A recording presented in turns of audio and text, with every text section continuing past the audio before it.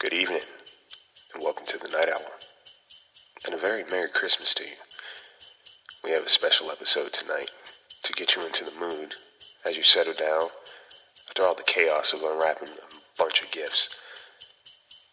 Here's a little gift for you. Content may contain adult language and scenarios that may not be suitable for all audience members, so listeners' discretion is advised. Every legend has some truth to it. Sometimes we don't realize how much. Lock your doors, check your windows, and get comfortable, because you won't be sleeping tonight. I give you Santa's Little Helper.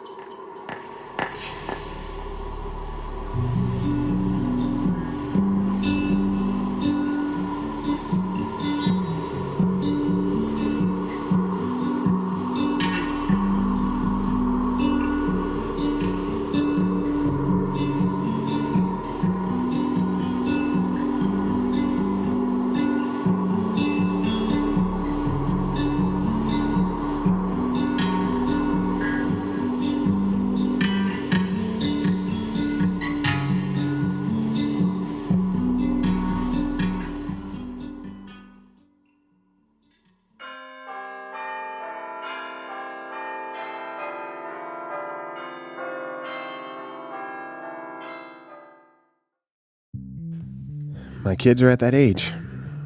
The Santa being real jig is up. Someone at school let it slip that Santa is just your parents putting things under the tree. No reindeer, no little elves making toys, and definitely no Santa sneaking into your house in the middle of the night while you're asleep to drop off all the gifts that you could possibly want. The fact that this hasn't been creepy to society as a collective blows my mind, but I do recognize I am part of the problem. My daughter was pissed. My son, not so much, since he now knew where his gifts were coming from. His list got really extensive this year. They're overall good kids, but they're also very smart, which lends itself to them being rather sneaky. In the months leading up to Christmas, my wife and I drilled it into their heads that if they weren't on their best behavior, there'd be no gifts under the tree from Santa come Christmas. It was working. Their rooms were kept pristine. They helped with the chores. The grades were never a concern. But these two were literally on their best behavior. And then the news dropped. It was September. School had just started back, and they were excited to see their friends. Every day there was some new drama in the fourth grade, and they got a kick out of it. So did we. Then one day it changed. The both of them quietly hopped in the car. Hey guys, how was school? Pin drop. My daughter matter-of-factly stated, Mark's parents told him Santa isn't real, and he told the class.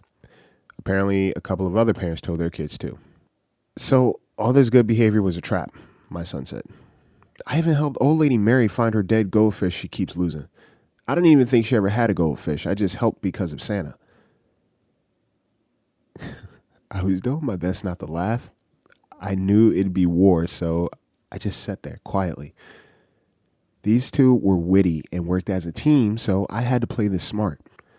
All right, so there really isn't a Santa, I said. My daughter scoffs. The disrespect. But there is another someone that comes and visits the bad kids around Christmas. Sure.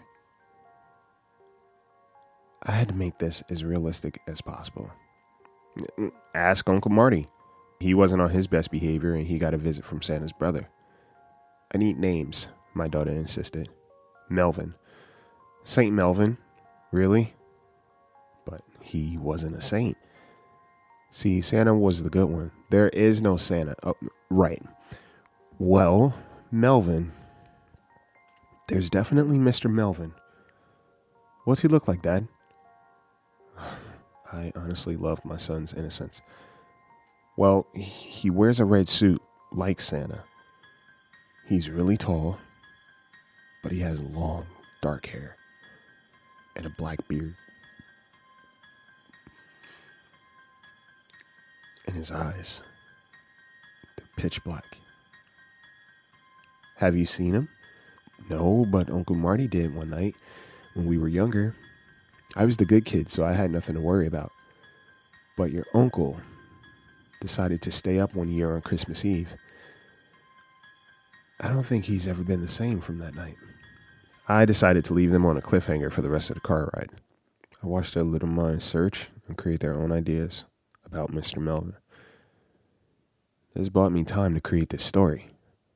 How the hell would I get these kids to be on their best behavior until Christmas, but also make sure my wife and brother were on the same page, for safe measures?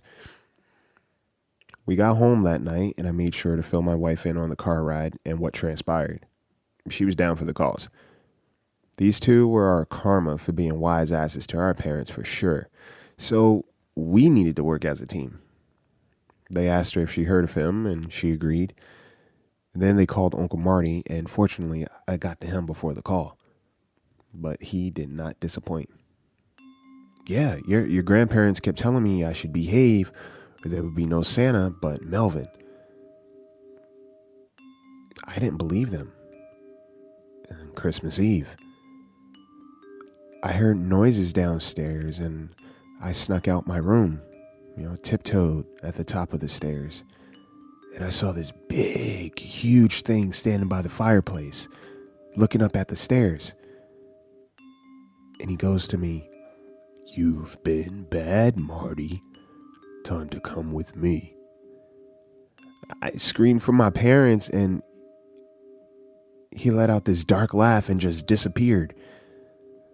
I never stayed up on Christmas again. The story worked. They were saints. For the next few months, these kids were on their best behavior. Well, it was Christmas Eve. My daughter asked if we could still make cookies for Santa just in case. I was down for it, so we did.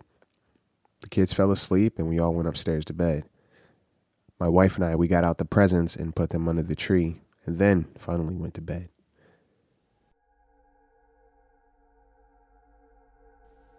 A couple of hours passed, and we heard my kids. They were talking to someone downstairs. What the fuck? I heard my daughter giggling, and I yelled out to her, and she responded, "Hey, what are you doing?" "We're talking to Santa. He's real." I got out of bed, and I headed downstairs immediately. I see my kids sitting, both playing with elf dolls. "What are you guys doing?" "Santa gave us these." "Who?" "Santa, Dad. He's real. Look." There was a mirror that hung above our fireplace. And when I looked in it, I see my front door slowly closing. All I saw was a Santa suit and long, dark hair.